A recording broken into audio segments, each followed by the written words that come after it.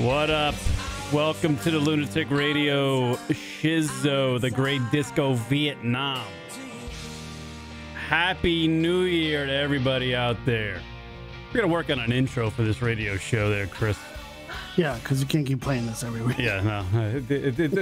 I love the song, but it just doesn't work. Like, I need some energy to get involved into the radio program. By the way, live number. Why don't you get that guy from Filter to do it? Remember Filter? Yeah, because I just have an endless budget for this. I'm saying, I'm sure he would donate a song. That would be nice. Something. I know, right?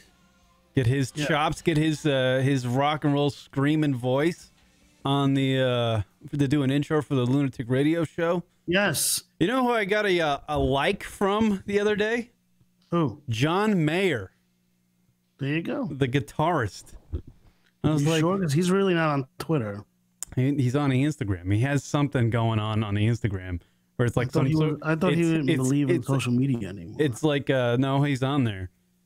Like okay. Yeah, because I followed it back. It was just like it's I guess it's almost like a podcast that he was like decided to do at one point or something. So it's his podcast. Twitter, Instagram? Yeah, I guess so. Yeah, and it's only like 4 pictures on the whole profile, but it's got like it's probably not him. It's got 40,000. Is it verified? And it's verified. Like there's some like comics that like the Bumpin' Mics guy follows him. Roast Jeff Ross? Yeah, Jeffrey Ross. So I was just like, I guess that is John Mayer, which is kind of neat because he saw the clips that I put up there on the Instagram. By the way, follow the Lunatic Radio Show if you haven't already at Lunatic Radio on Twitter and Instagram. The Instagram's where I run most of the shit off of. Instagram's my thing. It's very easy. It's pictures. You write a little message. You send a picture out, and maybe a video too. It's kind of it's easier. Twitter's like a cesspool. I don't like going there. I'm afraid to get involved in Twitter because. I don't even know what I've tweeted in the past, but I'm sure it's not great stuff because, I was young, probably trying to be wacky and witty. I'm sure I tweeted some stuff that could probably get me canned from I keep forgetting to bring that to the studio here. What's that? The horn. Oh, dueling wacky horns? Oh, dude. It would be all show long. We wouldn't stop. Oh no, it would be annoying. Every time I would say something hacky, you'd be like, "All right, yeah." It'd be the most annoying fucking podcast in history. I'm gonna bring that and the bell. Have the bell also. This is essential items. A bell. I don't know why most radio shows don't have this. It's a bell and a little horn you buy for your bicycle. It's the wacky horn. What does it really do? It adds flavor to the show, I think. Not everybody is wacky like you are. I'm old school. It's playing honor to the old radio DJs that came before. Right. The great ones. I don't know who they were, but there's some great ones out there. Anyway, it is the LR show, New Year 2019. And we're getting off to a good start in 2019 there, Chris. You know why? Why is that? 2 deaths today. All right. Oh yeah, 2 celebrity deaths, right? Mean Gene Okerlund of one of my favorites of all time. WWE fame, and Mean Gene and Super Dave Osborne. Yeah, who's extremely funny. Funny guy. A lot of people know him from Curb Your Enthusiasm. He did guest spots on that show, but Super Dave Osborne's been around forever. He's a legend. Kind of like he was just funny. It's sad. 2 guys right off the bat. Mean Gene Okerlund and Super Dave Osborne. They're both iconic in their own way because Super Dave was, like, if you grew up in the late 80s and 90s, Super Dave was so fucking funny. Yeah. And then Mean Gene was, if you were into wrestling, he was iconic because of, he did all the interviews and it was amazing. He was great at it. Yeah, no, he really knew how to play stuff up, and he knew how to manipulate all those different egos. Yeah, Yeah, no, it's maybe I'm just trying to figure out like already what 2019 is going to turn into. You're saying you want to do a death pool, celebrity death pool? I don't want to do that because that would be hacky. And by the way, on like 5 shows ago when I was the last show I did with Rocket, I don't know when the hell that was on a Sunday. I did the Who's Gonna Die First, Pete Davidson or Artie Lang, so I felt really bad about that. Actually, why did you feel bad about it? I don't know. I felt it was really hacky. And then Pete's not gonna die, I'll man. tell you why I felt bad. I'll tell you why I felt bad about it. Not only because your connections with the whole community of comedy there in the great city of New York, but Artie tweeted whoever, like yesterday, whoever had me in his death pool, go fuck yourself, motherfuckers. I was like, God damn it. I had, He's defiant, damn it. He's defiant. But you know what? I was doing my art like Louis C.K. does on stage. I was doing my art here on the radio. I was just riffing. I was trying to figure out material. Not that I like work on this material and present it later. Nice work, Kieran. You really outworking everyone else. What I say right now is actually the finished product. So yeah. But I felt bad about that. I was like, God damn it. Like, Artie's going through a tough time. And the guy's made me laugh for years.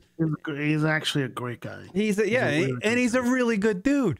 And he's got all sorts of shit going on, man. His nose is all fucked up, and it's not even that. That's not even the problem. Listen, heroin is almost an impossible drug to kick, and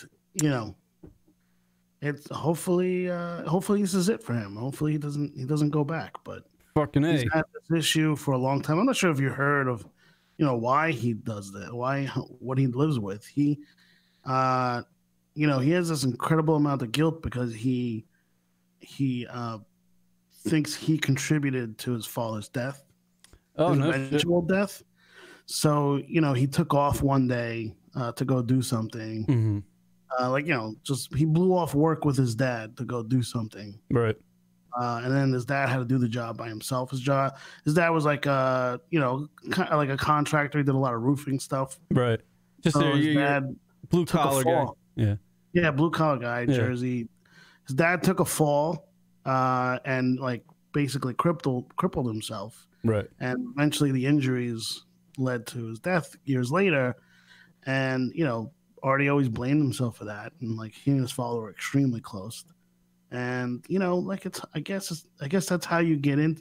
When you're trying to cover up for the pain and you're trying to get through it, sometimes you turn to drugs. And unfortunately for him, that's what did it, and that's what got him. And he's been an addict for years and out of recovery. And I think there was a moment where he was just like, "Hey, I give up. I'm an addict." Right. I got to bottom out in order for me to even wake up to this. But I'm just gonna ride this out until that happens. And hopefully he did hit rock bottom. Well, Rock and I were saying on the show that Rock was saying it was actually his quote. I'm not going to quote him. I'm going to quote him. He said how resilient his body is. Artie Lang. I mean, in a joke. I mean, it's amazing how resilient his body is. He's gone through tremendous weight loss, tremendous weight gain, and abuse, and so years much drug abuse. Yeah, in the last 10, 15 years, it's to be able to have like a career like he had, where he can just pick up a gig, where it's a corporate gig or going to play a theater or something, and the influx of money that he's not really doing corporate gigs anymore. No, not anymore. But back in the day when he was younger and feeding that demon, Yeah, he's made millions for sure in his life, and his dream was to somehow work on the Howard Stern show. He got to do that, and then of course that came to an end because of his addiction.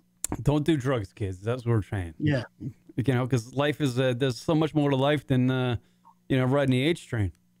It's there's good times to be had out there without the old fucking narcotics. Don't need it. The H train. You don't need the White Palace. Yeah. Fucking riding a snake is not always what it's cracked up to be, my friends. It really isn't. Snow Patrol. Don't stop that. Don't do that. By the way, I love Snow Patrol. That's a great band. I did. I watched the documentary on Netflix about Snow Patrol, and I guess I had to listen to him sing like 12 songs. Yeah, I think it was time to shut down the Snow Patrol after a while. Well, it's not what they do on Netflix. That's a series in England. It's not really a documentary. It's It's a presentation of like, hey, you're about to release this album. You know, take us through the last couple of years, how you prepped for this. There's one on Noel Gallagher too, the same series, and then there's a few other bands that they do. So it's not really a documentary. I haven't watched the one on Noel Gallagher. I've been a Netflix addict lately, but I haven't watched the. I caught another one of some other band that's been around forever I never heard of, and I'm like, I guess this must be some English shit. That's what I thought. Those series. Hey, when you told me that you watched the Oasis documentary, I got excited. I watched Supersonic, the Oasis documentary. Netflix just added it, and I threw it on. I was like, you know what? I actually like Oasis. See? But I watched it because of. I watched it because you're such a gigantic fan of Oasis, and so I was like, out of respect, in your fucking voice, you twat. Yeah, there you go. There's Liam. Out of respect for you, I watched it. And the last time we talked about them, I think on the first broadcast you and I did together, I kind of knocked Oasis for like being lesser of a band than Radiohead. But after watching, they're not lesser. They're not. After watching the Supersonic documentary, I was corrected. Maybe not. I don't even think Oasis would admit this, but if you watch the Supersonic documentary, they do admit that they're not all the greatest musicians in that band. They do. They admit that.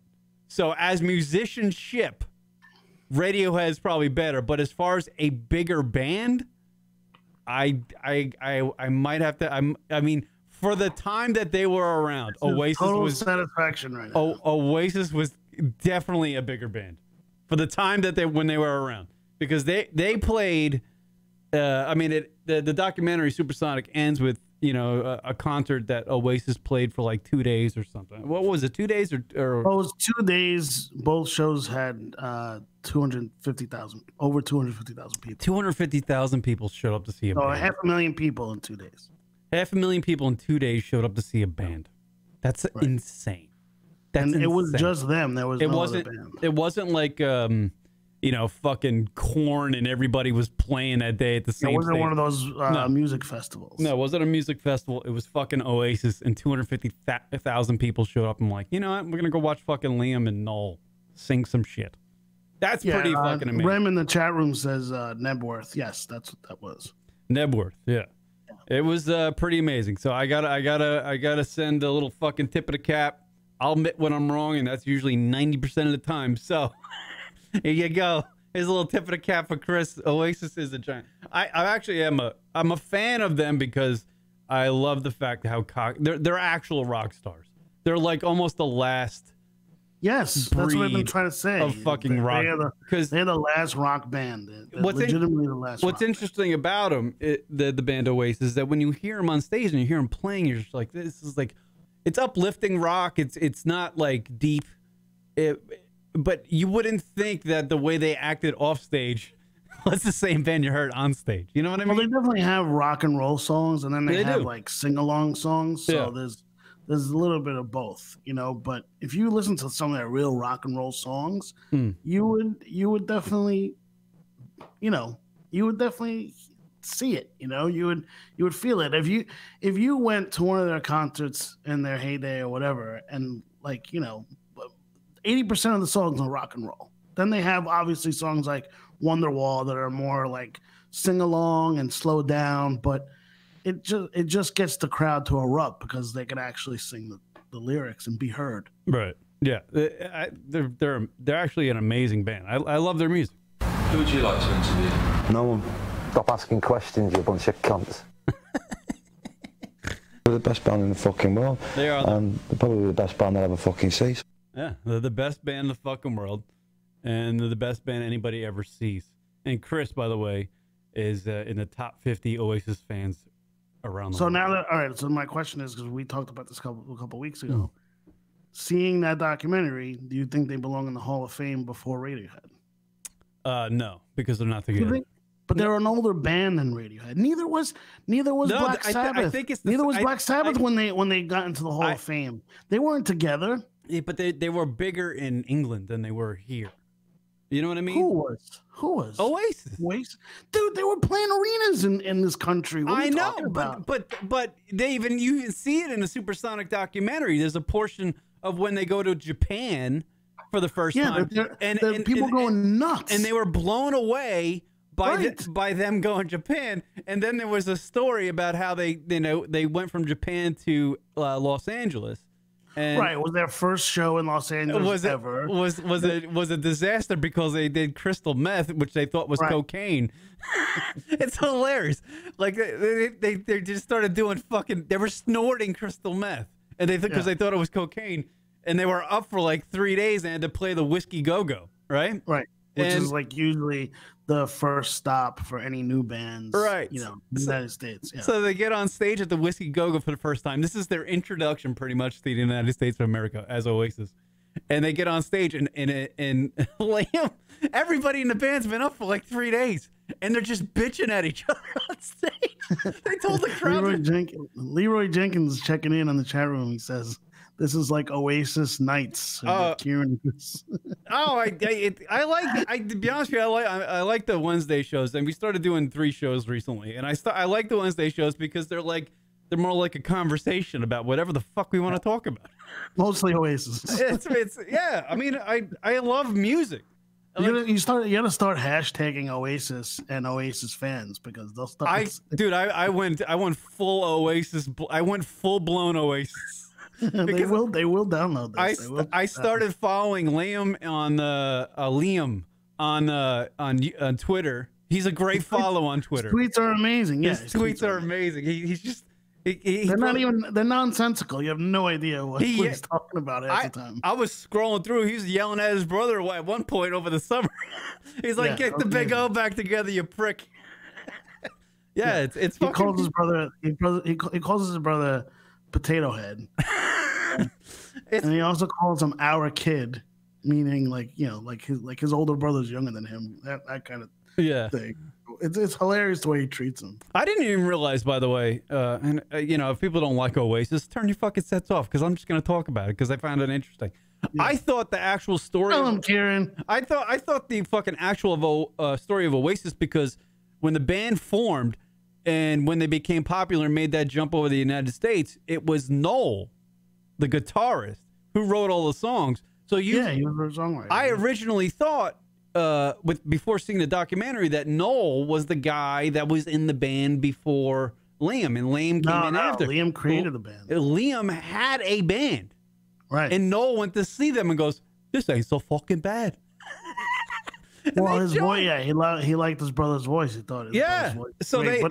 But then he said, like, they have no songs. Like, I can write for them, and it'll be good. And that's what he did. He started writing for them, and then then they asked him to be in the band, and the rest is history. It was it was pretty cool, man. You know what? And I love talking music. I really do like talking music because music is like the only thing that's fucking true anymore in this fucking world that we live in. To be honest with you, in a lot of I wanted to go on a rant today because about dudes who are in their 30s and 40s and they still listen to that fucking rap rock shit.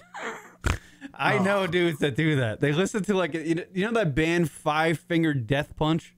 Yeah, I've heard of them. If you're in your 40s or in your 30s, from 35 to 45 or whatever, and you're still listening to that shit, there's something wrong with you.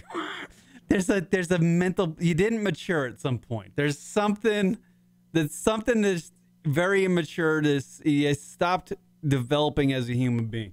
Because if you ever that shit is that's for kids. That's like monster music for pussies. It's pussy music. People just want music they don't have to think about, Well, you know what? It's really easy to if you read their lyrics, it's about no one wants to play with me. It's like no one wants to play with me music, and I'm mad. That's what speaks to people sometimes. You can't judge people on their musical. You have to when it comes to 5 Finger Death. You have to. Well, look, I don't really get country music, but people are really into it. Country music is mostly, other than the old shit. The old shit's fucking well thought out, and it's kind of miserable sometimes. But for the most part, country music's uplifting. Oasis is uplifting. Radiohead is something you have to think about, and it's kind of uplifting. But you want to cut your wrists for every song in that 5-Finger Death Punch, Limp Bizkit, Korn, rap rock. Every song is depressing. Every song is filled with anger. Every song is I was picked last in kickball and I'm pissed. Oh, that's what it is. That's what those fucking songs are. And people who listen to that in their middle age, there's a problem with that. You need to get out of this. You're like, all right. So if you're into that shit when you're a kid, it's fine. I love the but you get older and you still like what you like. No. Not if you develop as a human being. And I'm going to give myself credence or kudos because I developed as a human being. I loved the rap rock, like in the time of the past Woodstock when Limp Bizkit was on fucking stage and I loved it at that time. But I turned 33 and I was just like, I think I'm over it. And that's where I should be. I should be over it because I don't care that I was picked last in kickball or I never got to play when I actually signed up to play baseball in high school. You don't know that. Yeah, I don't care. That's what that music is. Oh, no one must have hung out with me. Oh, shucks. And now I'm mad. The world is I'm mad. That's what that fucking music is. You listen to 5-Finger Death Punch, it's just like, oh God. It's like you want to hit it's like Monster. By the way, his voice is like Monster voice, boy. Like fake Monster. Oh God. People who listen to that, I swear to God, they have no fucking taste in anything. Everybody's got that thing. They drink fucking Rolling Rock and fucking shoot. You drink Rolling Rock. I've seen you drink Rolling Rock. I've never drank Rolling Rock in my life. Bullshit. I've seen you drink Rolling Rock on numerous occasions. John D. Noodle checking in. I think there was a study done that people stop changing their musical taste when they pass 30. That is not true. That's 100% true. That's 100% true. No, it is true, but no, it's half true because it's not fully true for everybody. Because what happens? My musical tastes have completely changed. Listen, music goes in like these waves, right? So like I can't identify with any of the hip hop that's going on. But I love 90s hip hop, but I can't get into like fucking. I can't really get into Drake and all these other. I can't listen to some hip hop dude when he's fucking. Kieran, I think Derek's here. Oh, we got a special guest gonna join us on Chris's side of the radio program. Comedian Derek Gaines. Derek is a comedian from the New York area. Actually, came out of the Philly comedy scene, and he has a guest spot, a recurring role on NBC's Will and Grace. And he recorded his first comedy album, Goodlum, and it will be available on the internet at some point. I believe Derek's going to join us and talk about the whole Louis C.K. and Tiffany Haddish shit.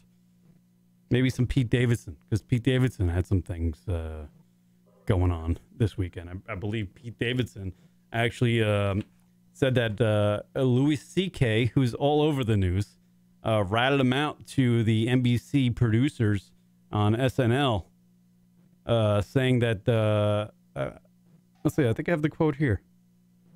This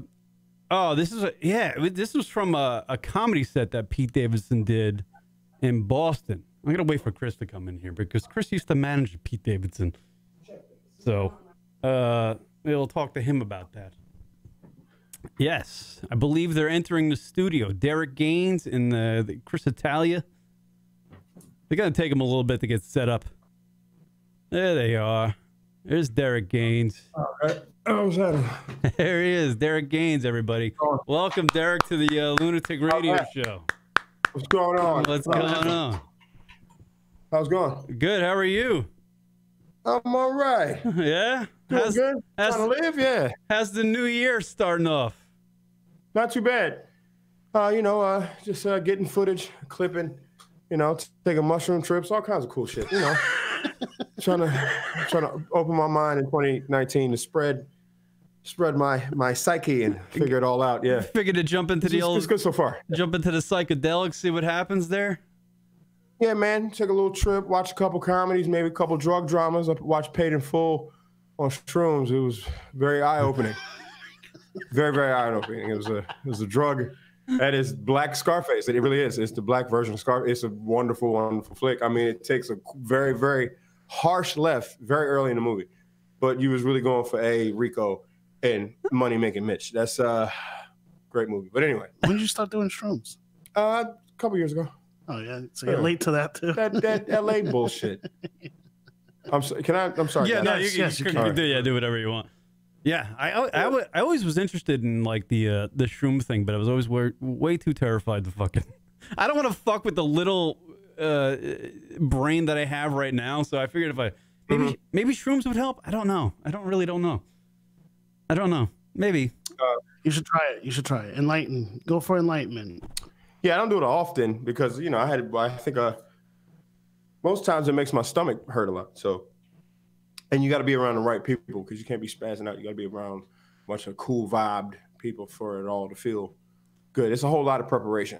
So you shouldn't just be doing it willy-nilly. You should probably be with your loved ones in a cabin. You know how white people do. Y'all cabin it up, sit around I don't know what fire, you're talking about. maybe marshmallows, whatever the fuck y'all eat, right? Shroom it up, figure it out, see? Yeah, that's what you need to do. So what did you do it? Huh? Where did you do it? Just Brooklyn, my homie's crib. But it was a lot of us. It was just a bunch of comics. So instead of marshmallows, what'd you have? Oh, I think we passed a bag of barbecue chips around like savages. Nice. That's what we did.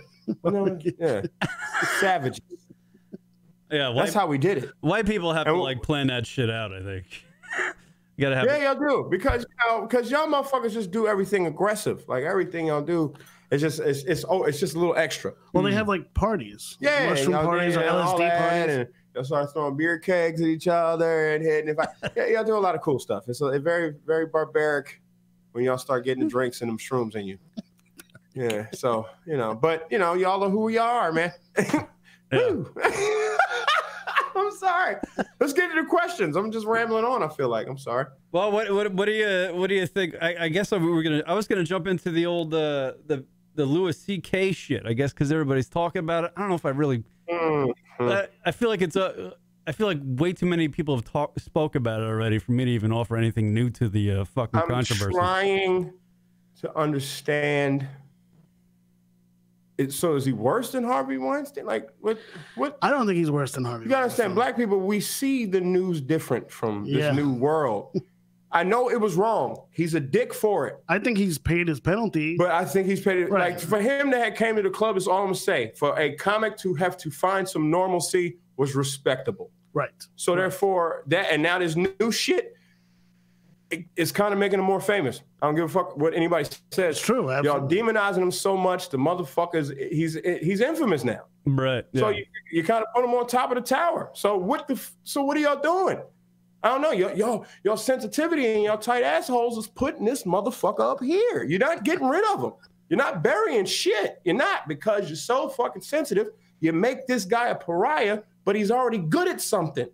So motherfuckers that ride with him like, damn. It's good to see you up there. Motherfuckers that hate him like, why the fuck is he up there? It's all y'all. I don't know what to say. Yeah. That's why I smoke so much weed. I don't know what to say no more. This fucking world is just, it's like a sensitive armpit. You ever shave your armpit and then put Allspice on the shit? No, I never shaved Allspice burns. Allspice burns. Because it's chemical. Shit is chemical, nigga. It's poison. I don't know what the fuck to do no more. I'm telling jokes for my sanity. What's your two names again? Clyde and Evans.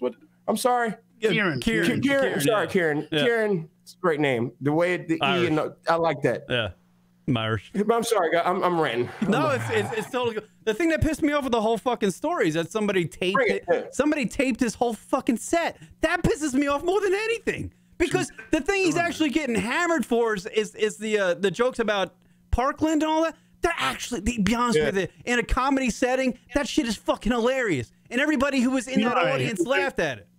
Is there any way possible that he leaked this himself? Well, I can see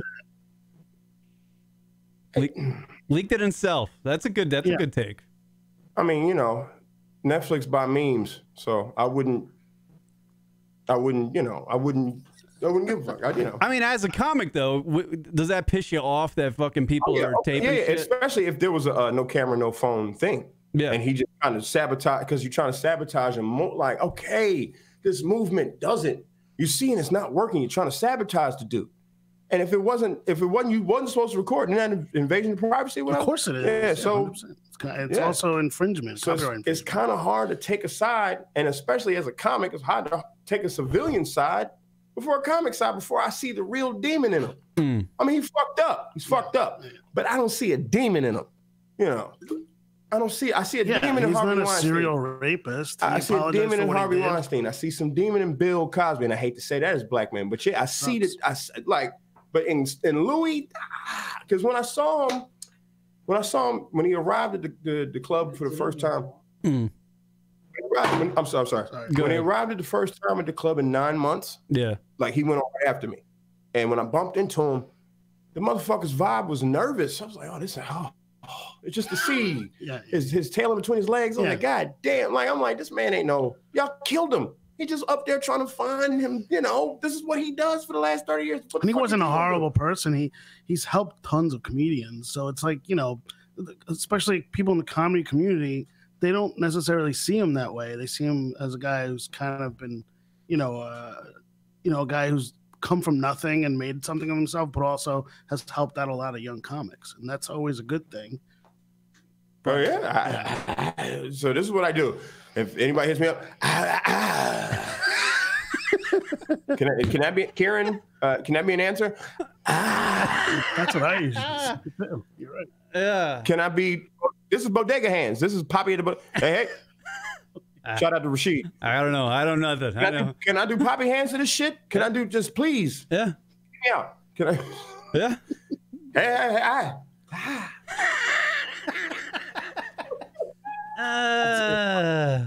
Yeah, no, it's awful that like people are fucking taping this shit, and I don't think Louis was like, you guys are right. You can't put Louis on the fucking same pedestal as fucking Bill Cosby or the other Weinstein.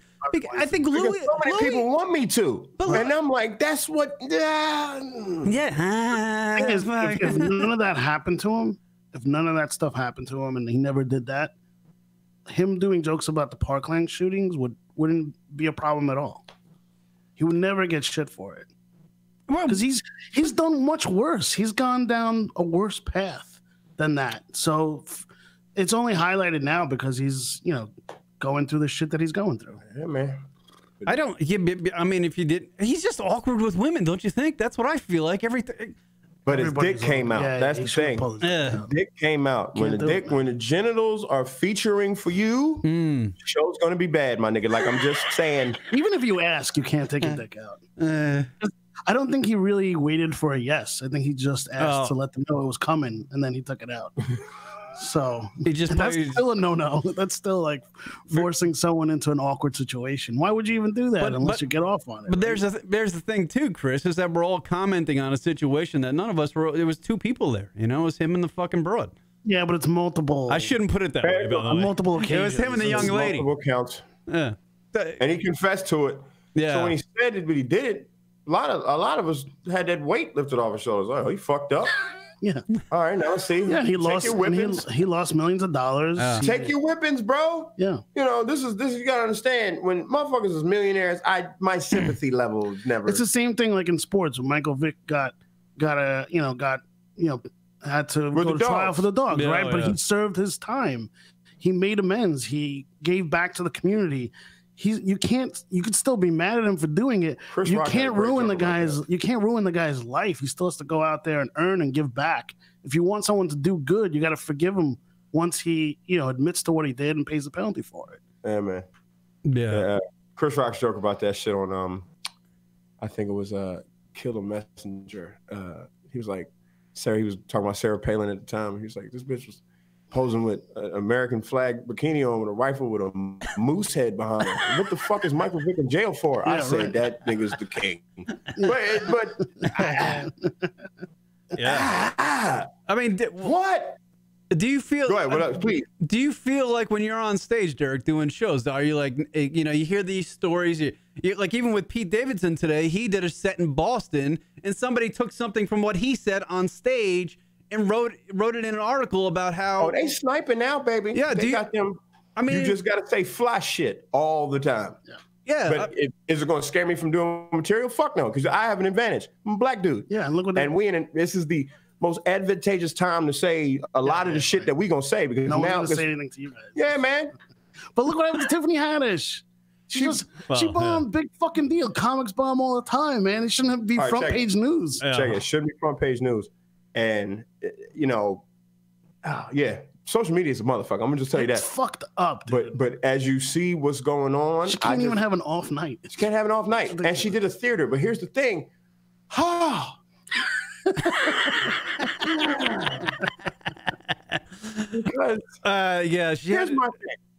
here's my thing. I'm a writer. Mm-hmm. When I go when you bombing like that, you ain't got nothing to you ain't got nothing to fall back on. Build yourself a bed with jokes. You're gonna go out there, nigga. If they getting you hits, you gotta have so you can bounce back. But when you don't write no bounce back, I think she, like she said, she had a rough couple of nights. She had no sleep. Yeah. And she was out being a star. She probably couldn't think on her feet like that because she had an off night. But she had an off night. But having off night at theaters and you that big sucks. Yeah. So I have to say I salute her for her fame trying to do, because what she's trying to do is nuts right now. She in 80,000 movies. Right. She got Groupon behind her, and she's a spokesman. She's a spokesman for Lowry Seasoned Salt and all that shit. She's being the greatest black I've ever seen. Like you understand, I Tiffany Haddish, goddamn, she's great. And I got a crush on her. Yeah. So I just be like, yeah, but to take a fall like that. She's your friend too, and she's my homie. So I was like, damn, babe, it hurt, but I wasn't mad. I'm like, she'll be back. Because when they said she was drinking with the fans, I said she's a fucking G for that. Yeah, that's right. She started bringing people up on stage. Have some drinks. Have some drinks. Loosen up like me. Yeah, but you got to feel bad for a comedian, for having an off night. It's not like a band. It's not rehearsed songs. Jokes for audiences, some of them fall flat, and you got to try and figure your way out of it. And I think she was in a position where she couldn't figure her way out of it, and the crowd wouldn't let her. And then people just started walking away, which is stupid. You paid for a ticket, write it out. Mm-hmm. Well, she was bringing people up on stage, wasn't she? Like to tell jokes. So what, man? And some dude did a selfie, and people are raw, man. Because she was probably trying to give people their money's worth at the very least. Like, hey, I'm having a shitty night, but let me interact with my fans and let me make them feel good. So, like, that's huge of her to even do that. I have audio. And she admitted it on stage. I can't do this. Like, this is a bad night for me. I just, I'm having a bad night. I have audio of I guess TMZ caught up with her on the streets, and I'll play this. See what this fucking is. Here we go. Why not? I'm listening. Come on, play, motherfucker. Oh, it's gonna run a Tums commercial. Hold on. I'm gonna fucking wait on that. Don't you hate that shit? I fucking hate that shit. Everything's got a fucking commercial. Even the chances I have heartburn right before this video. Whatever. All right, here we go. So real quick though, some people want to know, like, can you perform like without a script, or do you need a script? Or you could definitely perform without a script, but sometimes when your brain is an interesting thing. When it don't get the proper amount of rest, you got to understand. I've worked almost every single day last year. I only been home a grand total. I was doing the math yesterday. A grand total of 40 days I've been home. I've slept in my bed a grand total of 28 days. Wow. The whole year that I've been last year. So, and I worked all the way up until, literally up until New Year's. That's right, until the, yeah. So I get out to Miami. I want to try to celebrate all this prosperity, this greatness, or whatever that's been happening. And I might have went a little bit overboard. Do you think people should be so judgmental on this one performance? I think people should get on stage and try it themselves. Right. At least 10 times, and let's see where you end up. Okay. Let's see if you end up in 2 movies. You should. That's a good fucking point. Yeah. You get up and fucking do it, people. It's hard. Stand-up comedy is the hardest fucking thing to do in show business, I think. Man. Hey, man, I'm telling you. When it's going good, they treat you like a king. But when it's going bad, stepchild. Stepchild entertainment. And that's what? That's like stand-ups. Put them in the attic and let them do spots. That's what the world is. I'm telling you, man. You think she should do a makeup show? I think she should rest. Yeah. I think she should write. And then get back on the fucking road, man. Yeah. Well, it's just everybody knows she's a talented comic. She just was tired. She fucking was partying a little late the night before she had to do the gig, and she was just tired. I watched that. I'm not famous yet. What day was the show? What day was it? New Year's Eve. Yeah. I mean, come on. And Miami is kind of rowdy. Yeah, they are. That's not a forgiving town when it comes to them crowds, baby. Miami go, boy. Especially you Coconut Grove. You can't see the motherfuckers in the crowd yelling at you. Oh, yeah. That club In the dark. It's probably Nigga, it's tough. and probably New Year's Eve is probably not a great night to do stand up anyway. No, it's horrible. Yeah, It's horrible. I mean, look, you can get some good crowds, but for the most part, everybody is like Scary, fucking man. But no, drunk, man. I'll be having fun. But yeah, sometimes it's just tough. You catch it. Just a weird Sunday can be tough. Any given night in comedy, weird Sundays, strange crowds. So I bombed the casino shows. Ugh, it could be anything.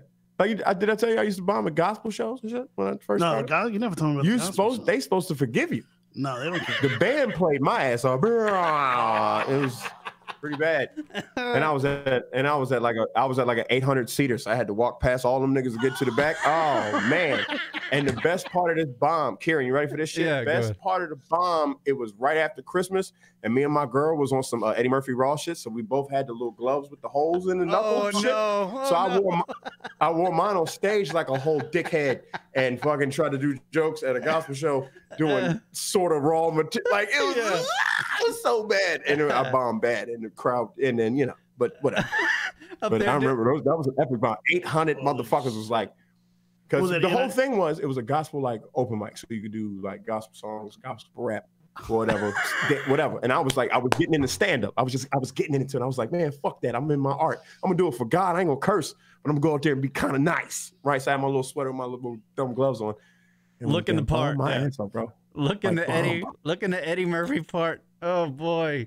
Are you making me anyone cringe? ever do comedy on those shows? Huh? Nah, I just took a shot. You were the first and last person to attempt comedy? And they would just dog my ass, bro. And I was like, all right, cool. And it was Philly. You know what you should And do? it's Philly people. So And how often do they do that? They still every do Christmas. They used to do it back in the day. But they don't do it anymore. They don't do it anymore. You know what would be great? What's up? If Ultimate Redemption is. Yeah, and I go back and smash. Do that room and do that would be nuts. That's what we should, that's definitely what the plan would be for. But no, man, no, that's humble beginnings. I got pennies thrown at me from balconies. And shit. But what? I'm sorry, we getting off Kieran. I'm sorry. No, it's cool. I love hearing the stand up because I'm a giant fan of man. Stand Good up. bomb. I bombed on a boat, Kieran. I bombed on a motherfucking boat. Well, on it's a party boat. Really nowhere to go from there. It was in the beginning of the party, so I had to sail with them niggas.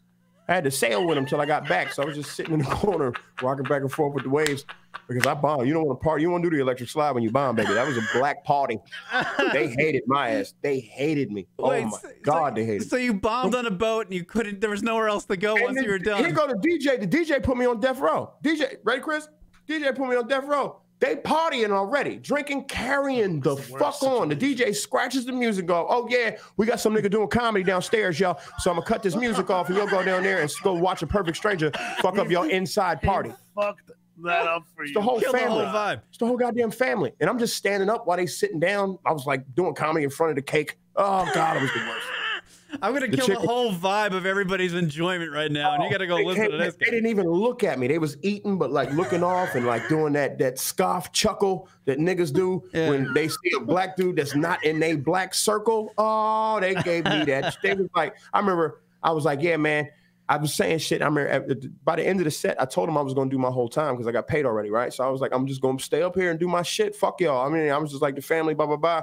And then the cousins start standing up. The comedians in the family start standing up, snapping on me. So I had to go back and forth with them. Right. So I was like, forget that.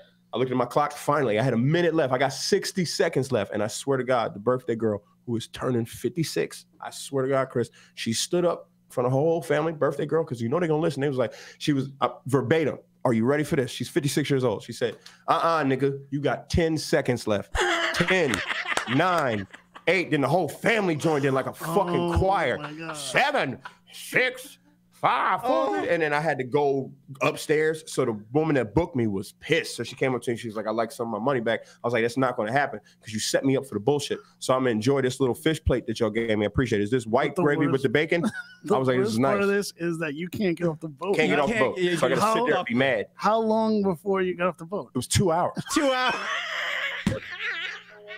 Because they had to go re-drink to get back into the fucking zone. So you got to understand, at first, they was all pissed. Like, who the fuck? What was that? And then they start drinking and carrying on. Oh, he all right, I guess. Let him stay in the corner, though. So it's like, And on top of that, my boy that gave me the gig, the girl didn't tell me it was an all-white party. I walked on there with a pair of jeans and an orange polo shirt. Oh, shit. And like a whole dickhead. Was this New York City? No, this is Philadelphia. I was on the Spirit of Philadelphia. I'm on the Delaware River bombing. At that point, they should just give you a life raft. Kieran, it was so bad. It's like if the boat was on fire, it would look like a Viking's funeral. That's how bad, like, it was just, they send you off in the burnt boat, off in the fucking... This fucking, oh my God, that's hilarious. Bombs. And the thing that sucks is that you couldn't fucking leave. Just gotta sit. Not only as soon as we docked, I was bumping people out the way to rush off the boat. It was nuts. It was so fucking. I was like, as soon as it docked, and everybody drunk and wearing white, and I was just this dude with this casual polo shirt looking like my first day of school. Yeah, God, it was bad. It was bad, but it was fun though. I look back and go, hey, shit. It's a fucking humbling experience. Who gives a shit? You know, it makes you a better person. That was your Burr moment. Sure. When they did the countdown. Yeah, so the countdown. But they did the countdown. But then, no. Bill's, he's a juggernaut. I forgot how many years in the game I was when that shit happened. I was just like, why did this happen? I needed $300 to pay a phone bill and some bullshit, but whatever. You only got paid $300. It was a $300 boat ride that I bombed on. Boat bomb, nigga. Well, everybody, Derek Gaines is joining us on the show. Derek has a recurring role on Will and Grace. How'd that come about? Oh, well, I'll be. I shot a pilot for him that didn't go, but I guess my performance was good enough that the writers for Will and Grace put me on. They gave me a shot to do a scene with Jack, a few scenes with Jack, Will and Grace. And the first one went so well, they gave me another one. And they were supposed to give me another one, but they couldn't finalize the script for the finale of the second season. So they gave me the whole song and dance. Like, we'll bring you back in the third season. So it's like I can't say that I can't believe them, because when I went to go for that second table read, which is pretty nuts. They've been true to their word. Yeah. I went to the second table read. They got the pictures of me talking to Jack on the Will and Grace wall. Right. So I was like, okay, I'm in here a little bit. So they're not fucking with me. So I'm like, all right, cool. So, so that last one was just me and my mom was just on vacation. The problem is Derek is so good on the show, he outshines everybody else. Stop with that. Don't you fuck around and get checks cut for me, man. I don't need NBC execs listening to this shit. It's very, saying, he's a troublemaker. Well, he's very funny on once they hear that boat story. Yeah, man. The troublemaker. Once they hear their boat story, they'll give him more shows to do. He can survive that. He can survive anything, really. So working on network, acting, is that how is that on fucking network television? That's got to be fucking happy accident. Happy accident. I really love stand-up, and in stand-up it gives you timing, and I fucked around and my timing was really good. When I read scripts, I was just like, all right, sitcoms is just like back and forth jokes. It's like a rhythm. Like, they say something. It's like a rhythm. They go boogie, boo, boo, boo, boo, boo, and you go boo, boo, boo, boo, boo, and people, and you go, oh, that's fucking simple. Right. So you watch Grace, you see how fast he's talking. I go, okay. I see how fast he's talking. And I guess because I went to music school before all this comedy shit, I can count, like I see the rhythm, the beat, people's speech. Yeah. So, I was like, all right, I see how he's moving. Do you tap your foot? And I was like, but the thing was, you tap, not necessarily tap your foot, but you see how Jack is. He's bubbly. He's a gay character. So so you go, bop, bop, bop, bop. All right, fuck it. I'll talk to you like that. That's typically what you're doing. And I'm like, comedy. So I'm like, all right, whatever. Boom. So, so the second one was clockwork because I got all the nerves out. All right. My mom saw me on the first one. It was a birthday. So all the pressure was on. But this one, it was good. And then it was like a real cool scene. So I hope they bring me back because I just like, doing the acting and they, it's paid practice for more stand-up. And you recorded your first album, Goodlum. I did record my first album, Goodlum. Goodlum. Yeah. In Philly at the Punchline right before Christmas. Do you have a release date yet? I'm going to try to release it right around the time Last OG comes out. I don't know the drop date for Last OG yet, but I'm going to drop it. Like, I kind of want to line it up with the whole OG coming out. It's a very good idea. Yeah, I got I'm thankful to God. I got a team. These guys is helping me out. I got dudes that can take really good pictures and dudes that's as good as social media. And they all my homies though. Like I grew up with most of them. And then the new guys. Check out the Instagram, really cool. _Santa. There's all these really cool pictures. Brooklyn Santa. Santa's my boy. I'm thinking you don't even know the name. Brooklyn Santa. I'm thinking about the movie. That's what it is. Yeah, Brooklyn _Santa. And Karen, it's going to sound like some rap shit, but shout out to the 6 Foot Nothing Clan and the Council of Goons. But anyway, let's go. The Council of fucking Goons. Let's go. But anyway, What else? What other questions? But yeah, what else is happening? Yeah, the album's gonna be great. I actually met Derek once. I just remembered it. I met you once. I met him at your club, Chris, one time. And I was actually. I wasn't an asshole to you, was I? No. Okay, cool. No, you an asshole to anybody. I was actually. I had a girlfriend at the time, and we were at the bar, and Derek came up, and I was like, "This guy's gonna fuck a Steeler." I wish you did. Be honest with you. Yeah. I try not. I'm a respectful guy. Yes. I am pro my fellow men getting consensual vagina. I really. No, you weren't coming up like that at all. But I'm just like a fucking insecure fucking small Irish prick. So I'm just like this. You know, you're the comic. You're there. You're the everybody's there to see you. You're probably doing a set that night. I was just like. This fucking guy. Super hot. That girl, really hot. Yeah, I wish I remember. Yeah, but yeah, I think you saw how crazy. Well, she's not crazy, but you potentially saw, like, yeah, right. But oh yeah, I smelled the case coming from a mile away. I was like, nah, bruh. You're like, good luck with that, and you ain't gonna self phone me, lady. Fuck all that, son. I'll keep a car space away from you. I'll keep a car length, maybe 2, right? But yeah, no, she was beautiful. But and what was funny is that she was building me up to you about my radio show, and you turned to me, and go, "It's a podcast, right?" I'm like, "Yeah, it's just a fucking podcast." Because of shit. And now you're on it. I sound like something else. And I appreciate it. Look at that. Full circle. I like there it a you lot. go. Yeah, so he's very modest. He's had some really big comics on the show. He's had Dane Cook and Jim Florentine. I am thankful that you let me Jamie Kennedy and tons of people. And Kieran, I'm being honest. I thank you for letting me bang, man. I'm you let me up here talk my little dumb shit. No, yeah, you're a very funny guy, and I appreciate you taking the time out to fucking come join us. It's pretty cool, man. Yeah, man, podcasting. I'm getting into it. I have a podcast of my own with my boy, Monroe Martin, called No Need for Apologies. Look, check that out. But, yeah, what else you got? What other questions? I had to do a little shameless plug. DerekGaines.com also. Oh, GreatBoyDerekGaines.com. But this Great Boy more questions. What's up? Tell me something. Well, ask me something. I don't know. I have a question, actually. What's with up? all that's going on Go ahead. with everything, and the more TV you're doing and all that stuff, Yeah. are you afraid of, like you just said, the girl, someone's going to video you. Are you afraid of that shit? No, what can I say? How can I say this? I see the mistakes people are making. So it's making me very, very, very cautious. And the weed that I smoke makes me very, very paranoid.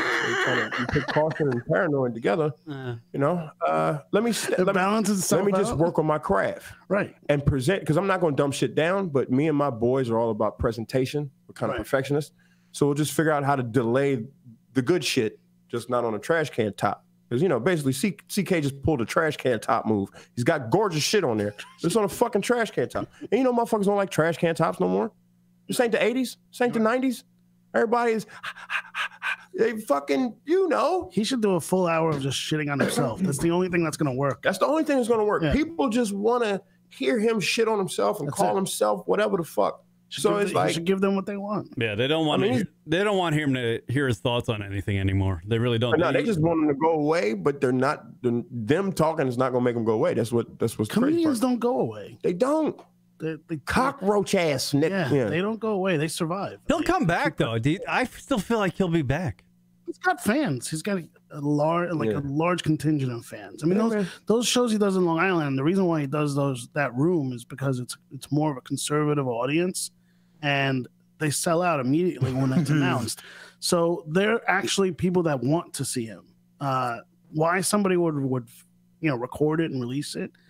It's so fucking disrespectful, but I guess that person wanted their 15 minutes or whatever. I don't know. Hey, man, everybody want to be heroes now, man. Yeah, and they think this is save something. Everybody want to fight for something. Mm-hmm. But you got to understand, me and my boys are smoking something called Glucci right now. It's like Gorilla Glue and cheese mixed together.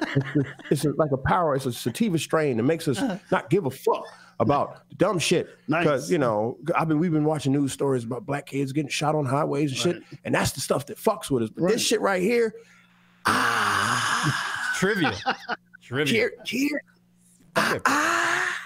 I'd be honest with you, dude. I wake up every morning. I fucking check the social media. I'm just like, what the fuck are we as humans? What the fuck is happening? Like, yeah. It's like I'm sorry. What do you want me to do? It's like everybody's a rat. Little rats talking about each other. We're raising a generation of stupid. I'm sitting there like, what is going on, man? Hey, Derek, let me ask you this. What's up, man? Why do we pay attention to Kanye West anymore? Because he's entertaining, right? But I guess the act is getting kind of whack now. He's moving down the strip, like he's getting down to circus. Is it because the music is not as good as it used to be? Like I like just like a couple of last hour, a couple of the 7-track 20-minute elevator music joint. I like the few, like, yeah. I'm like, all right, give us a little 23. The Cuddy one was perfect. I said the Cuddy one was perfect. I was like, all right, Kids See Ghosts. I get that. And then his joint, but my favorite was Pusha's. So he still can produce. Yes, right. he can. But the motherfuckers off is not. It's cool to see crazy motherfuckers, man. Yeah. You gotta understand. There's a line, Karen. I figured it out because I'm a big hip hop head. Yeah. You have to understand. There's a line. Some of us can be ODB, but send other motherfuckers. He's the one that started to be Kanye. Kanye can't be ODB. Like ODB was a master of crazy. Yep. That's why I was like, but he knew his lane when he was going. Really likable. Yeah, when he was making albums, but he was getting the food stamps. He was free money, nigga. It's free. Like, great. that's fucking amazing. But a MAGA hat and pro-Trump and slavery was a choice, nigga. Kiss the innards of your own ass. Seriously. That's stupid Right. shit. I can't. Nah. I mean, I still listen to your music, but I'm not going to go to a rally. I'm not voting for you for president. Why do you think he is such a Trump supporter? What do you think it is? Because he's Is it because he's going against the grain? He's so musical and talented that he's a genius at being a troll. Right.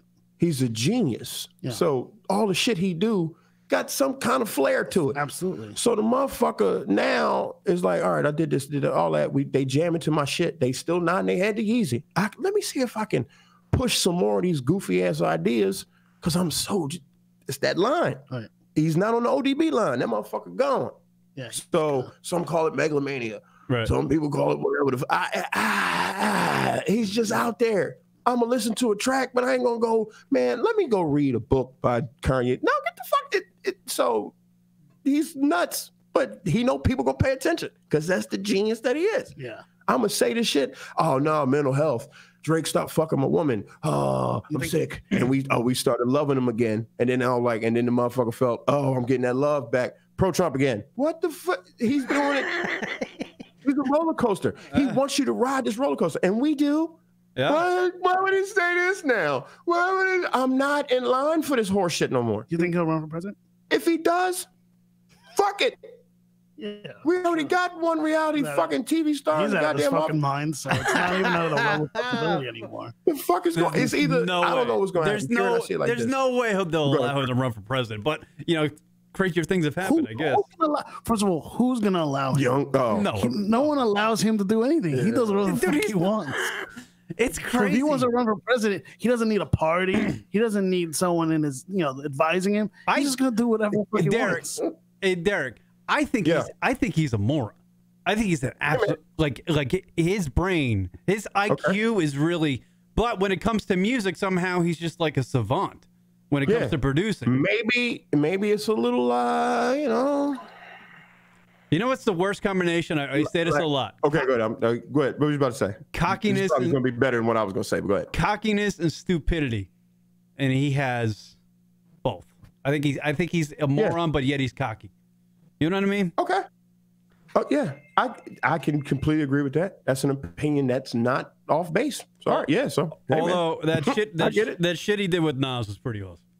Yeah, to be honest, I like we got all caught up because it was Nas and Kanye. But when I really went back to listen to it, I only really like 2 tracks. And I'm not saying that Nas still ain't Nas, but I'm like, all right, Nas, you're trying to rap over this goofy nigga's beats. You gotta understand, it's not Premier. This is Kanye. Yeah. This motherfucker wears skirts with holes in them and high top sneakers to cover his knees. He make music different, so you got to flow over that shit a little different, man. But he was just still hard Illmatic over new Kanye. That shit is. I did. I remember I did listen to like lyrically. It is some of the songs. Adam and Eve is my track though. Adam and Eve is the track. Yeah. Some of the lyrics in some of those songs are just like, but he has some good lines, man. Fucking Nas is to me, Nas is fucking, he can't do no wrong. Can't do any wrong. I get that. Yeah. I fucking love Nas. Nas is great. Yeah. He's absolutely great. Good for you, white guy, for having some rap history. That's nice. Hey, I'm from fucking Long Island. I love fucking hip hop. You better love it. That's good, man. I'm not. Okay. That's all I got. Yeah. Well, I appreciate. I think I'm wrapping up there, Chris. Are you over there? Yeah. You want to take a break? I guess. Yeah. Well, yeah. I can do that. I can do a break. We'll do a break. We'll come back with more LunaticRadio.com show right after Derek. these. Thanks so much. Thank you, Derek Gaines. Derek, what's your social media? Oh, at the Great Boy, TheGreatBoy, and Goodlum coming out in April. Make sure you check out The Last OG on Netflix now. You can really binge watch it. It's a good show. I'm on 9 out of the 10 episodes. Pretty fly, but just not for me. But the show is really good, so just watch the show. I appreciate you coming on the show, taking some time out, man. I really appreciate it. Thanks, You're very funny, man. I love talking a little shit. Thanks for letting me talk shit. Fuck around. I appreciate that. Perfect. Derek Gaines, everybody, on the LunaticRadio.com show. We'll be back more with LunaticRadio.com show right after these words.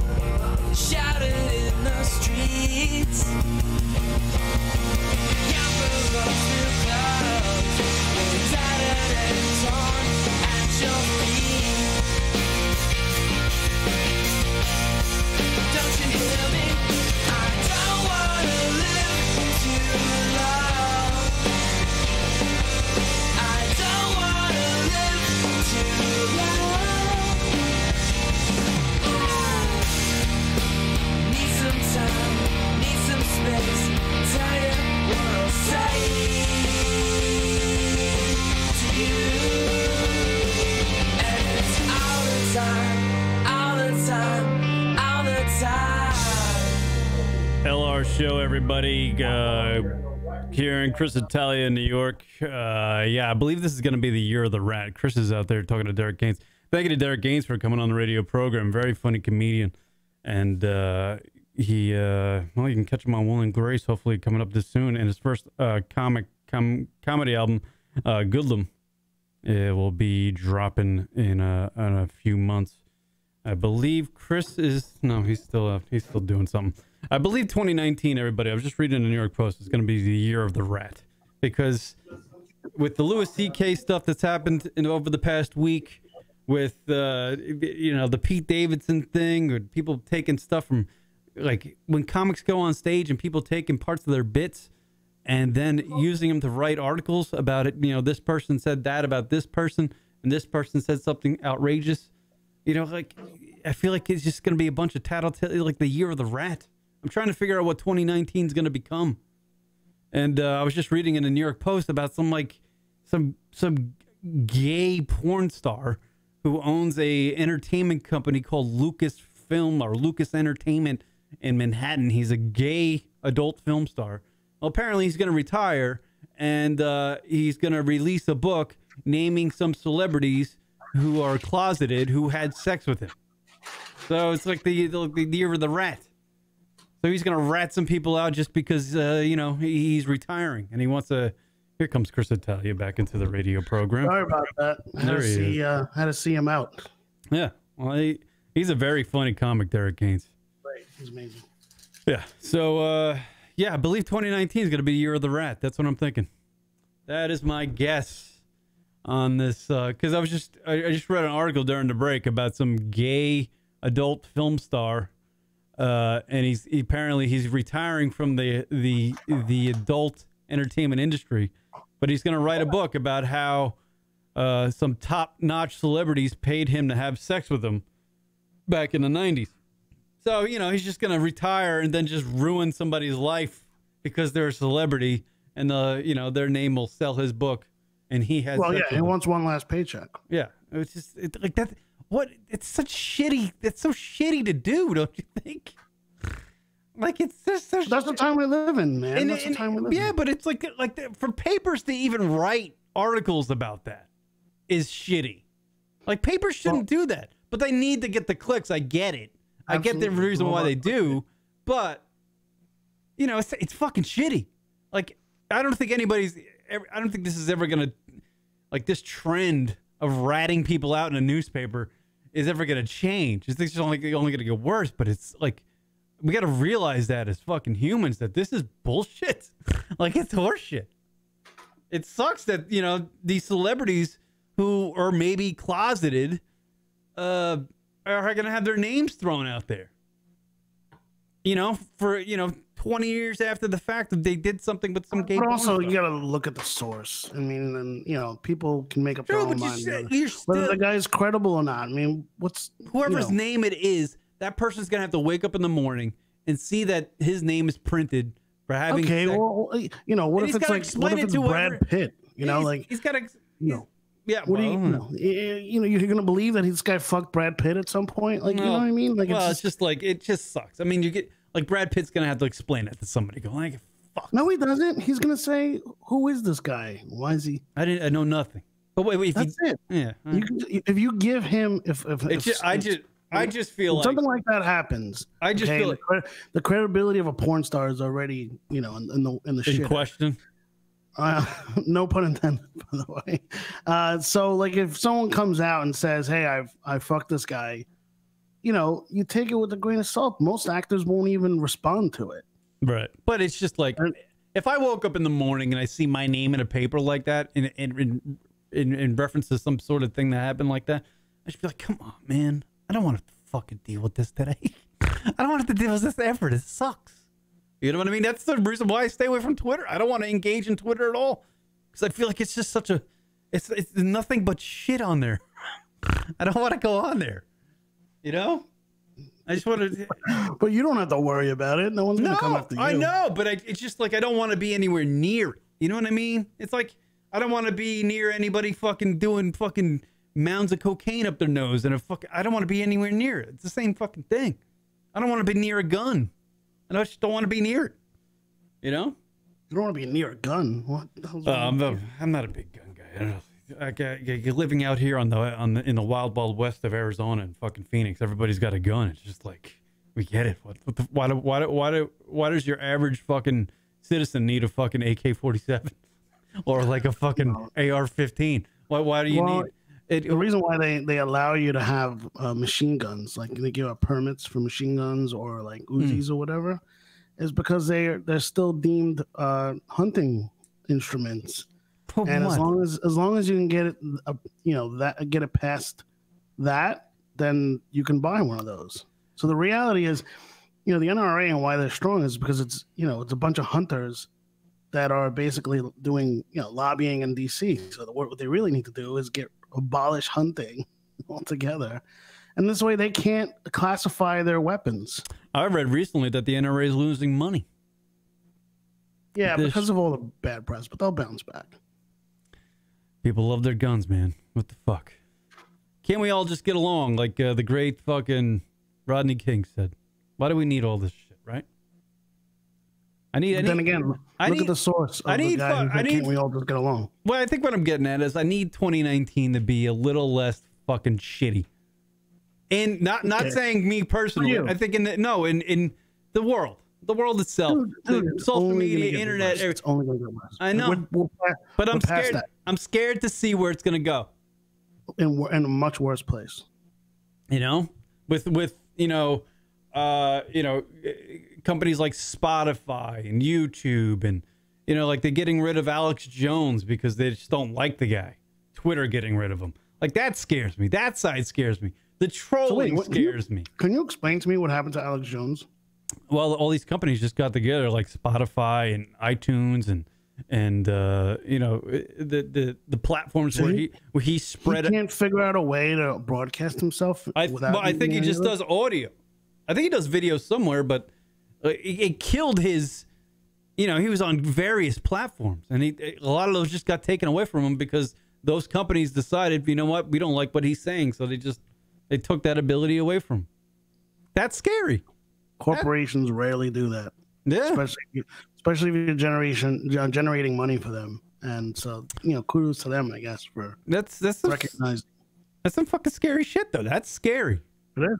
You know? And then, on the opposite side of fucking people getting their careers ruined for, because some dick got bored in his fucking mom's basement. And he's like, I'm going to find an old tweet that this fucking asshole said about. Yeah, that's fucking. Like, that's crazy. Like Chris Rock had to deal with it 2 weeks ago. I mean, it wasn't his thing that he had to deal with. It was really shining a light on everybody else. The reason why, again, we go back to it, but the reason why Jamil Hill did that wasn't so much about Chris Rock, but just trying to pour fire on Louis C.K. and all the other white guys in the room. Right. But Chris Rock was getting a lot of shit. There he was, because he wasn't standing up for them saying the white guys saying the but anyway, she didn't understand the context. It's still and all the people she puts a tweet out to don't understand the context. It's still another example of somebody drumming up something from the past and making it in this climate a fucking story, because back in the past that was okay, but now it's apparently not. Like, everybody being woke has got to stop. That's another thing. This whole woke, like, oh, I'm woke now. Like, I'm cautious to what I say. I'm woke. But that's also the fault of the people. Fuck, get out of here. who want to be woke, you know, and they'll say, "Hey, I'm very woke, so my material is going to be woke, and my song is going to be woke," and you know, and then everybody, it's because you're just feeding into the beast, you know. So if I want to get the most attention and I announce myself as a woke artist, you know, people are going to follow me, and that's what they're doing. I think, be honest with you, what Louis C.K. is getting fucking hammered for is the little bit he did on Parkland. And what he said about the Parkland kids is that the reason why we're paying attention to these kids is because the tragedy happened. Right. But usually we don't pay attention to kids because they really don't, you know, they don't have any wisdom. Well, not only do they not have wisdom, but it's like, hey, you know, in the real world, you won't matter for another 10 years. So right. Here's the, you want me to play it? Want me to play the audio? I have it here. Here's the clip that everybody's in an uproar about. I'm a little disappointed in the younger generation, honestly, because I'm 51 years old, and when I was like 18 to my 20s, I mean, we were idiots. We were getting high, doing mushrooms and shit, and then older people were like, you gotta get your shit together, and we were like, yeah, f*** you. And I was kind of excited to be in my 50s and see people in their 20s and be like, they're crazy. These kids are nuts, but they're not. They're fucking, they're just boring. And telling them, you shouldn't say that. What are you, an old lady? What the are you doing?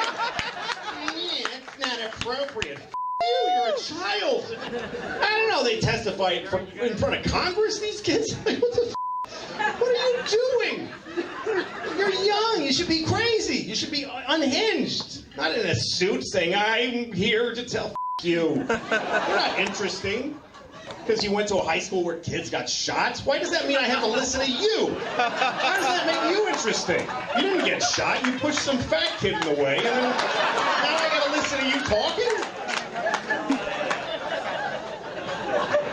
Yeah, I don't necessarily agree, you know, that it's that controversial. He's on stage. He's making a generalization of kids and then, you know, just happens to use that.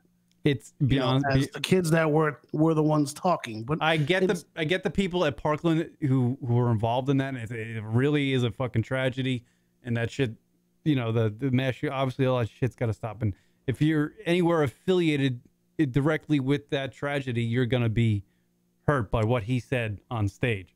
But yeah, aside from that, if you're gonna get hurt by what he says on stage, you have your own issues. You have problems. Right. That is a comic being a comic, and that is actually a very good fucking bit.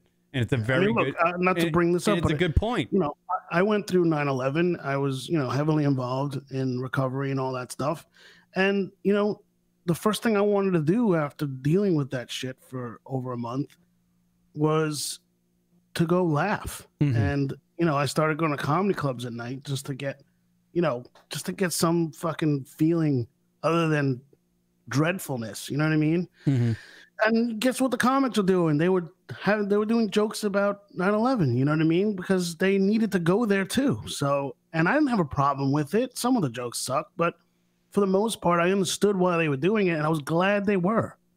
Right. Because, you know, it gets us moving forward from that stuff. It gets us moving past that stuff. And you need to be able to laugh about tragedies. You have to, because it's the only way you can really accept that it happened, and then you can move forward. Well, this is important for people to be doing this stuff, taping fucking sets and then taking shit out of context and writing an article about it. Comics that go on stage, when you see stand-up, that's truth, man.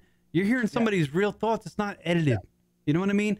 And if we lose that, then we're fucked. No, we're screwed. You know, what's next? Though. What's next? Music somehow? You know what I mean?